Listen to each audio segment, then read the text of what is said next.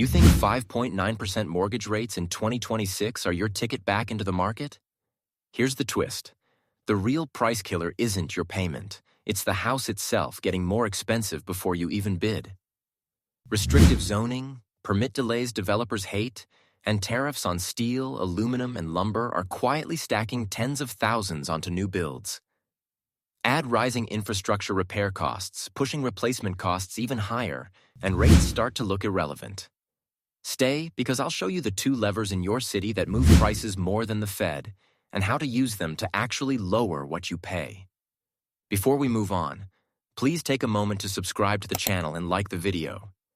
You keep hearing rates are the problem, but riddle me this. Why does a tiny drive-through coffee hut pop up faster than you can order a latte, while a simple duplex gets stuck in municipal purgatory for years? Here's the thing. Small commercial boxes slide through because they fit the code like a glove. Housing? Housing gets frisked at every door. Welcome to the permit wall. Start with the gatekeepers you never vote on directly.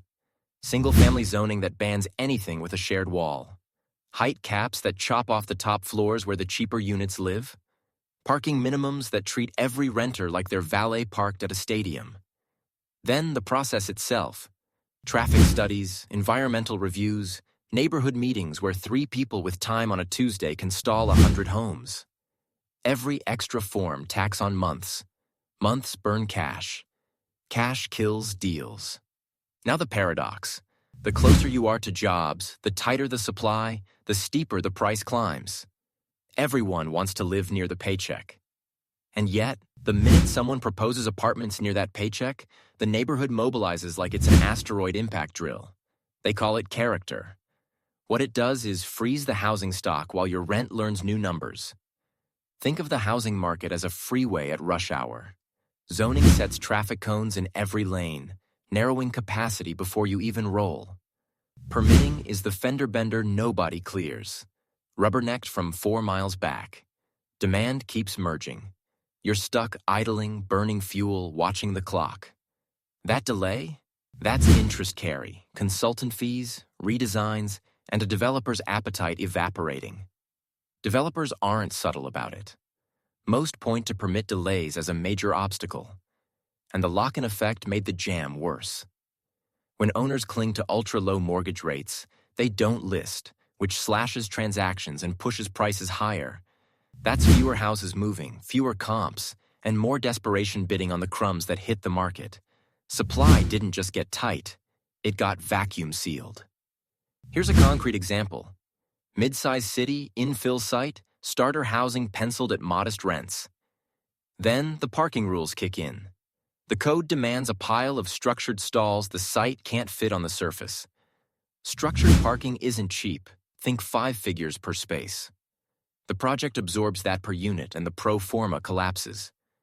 The city still has the same neighbors, the same traffic, and now, 0 new homes. The minimums did maximum damage. Why do locals defend this? Because exclusionary policy protects incumbent homeowners. Fewer units means fewer comps to challenge rising values. Scarcity props up equity. Meanwhile, would-be buyers drive farther out for anything remotely attainable, so commute lines stretch like bungee cords into adjacent suburbs. Those outer markets heat up in sympathy, pulling prices and rents higher out there too. It's a ripple that behaves like a riptide.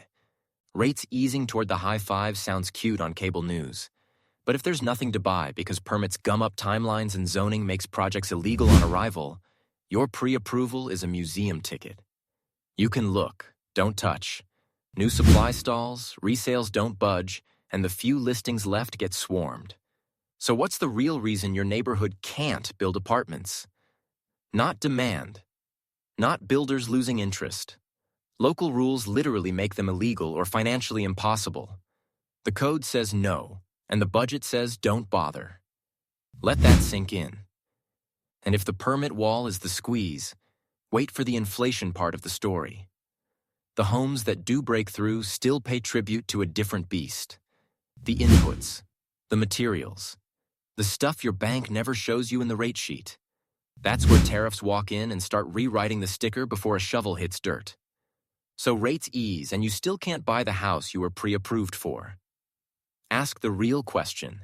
Did the house itself get more expensive while your lender was sending you that congrats email? Here's the thing. Materials don't just wander up in price. Policy shoves them. Tariffs on steel, aluminum, and lumber don't stop at the port.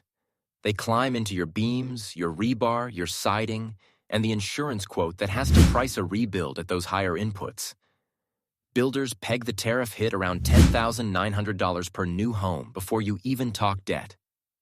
That's base cost. That's the sticker rising while you're still picking a lender. You plan a mortgage payment. Builders plan a moving target. The materials line item jumps, then drops, then jumps again. Financing hates surprises, so lenders pad for risk, and investors step back from anything skinny on margin. The volatility isn't just annoying. It makes schedules slip and budgets bloat. Think delay fees, reorder premiums, and rebids that shred pro formas mid-permit. It's like trying to book a flight where the ticket changes mid-checkout, and then the airline charges you for the overhead bin. You either pay more or you don't fly. In housing, that means the project pauses, value engineering gets brutal, and the starter units are the first to get cut because they can't carry the extras. Labor turns the screws further. The industry has hundreds of thousands of open roles with a workforce that's graying out. Fewer apprentices coming in, more veterans retiring. Add tighter immigration and you have thinner crews bidding on more jobs, which pushes wages faster than the rest of the private sector. It's deserved pay, but it lands in your price per square foot. Less framing capacity, slower repeat trades, longer punch lists. Every week of delay is carrying cost, and carrying cost gets priced into the final number. I watched a 120-unit deal go from, "We break ground next quarter," to "Call me next year." The math died. Construction debt got pricier, tariff noise made bids expire in days, and contingency wasn't big enough to absorb the swings. Result? The builder parked the project.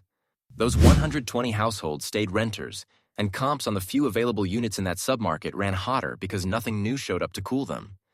So yeah, a approximately 5.9% mortgage feels friendly on a headline. But if the asset sticker is 15 to 20% higher because inputs spiked, that monthly starts to look cute compared to the principal you're actually financing. And higher replacement costs feed into insurance. Underwriters model what it costs to rebuild at today's materials and labor, so your escrow grows even if your rate falls. Let that sink in. So why do steel tariffs end up dragging your house price more than your interest rate? Because they inflate the base cost before a bank even quotes you.